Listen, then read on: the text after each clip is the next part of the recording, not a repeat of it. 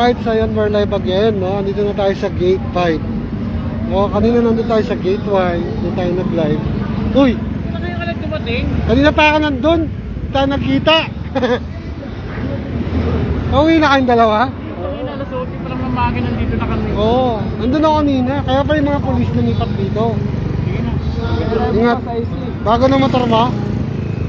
Ingat. Mga tropa natin vlogger. Kaya mga kababayan, nandito tayo sa ano, gate 5.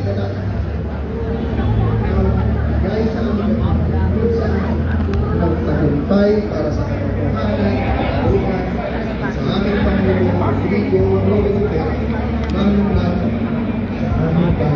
maraming salamat po sa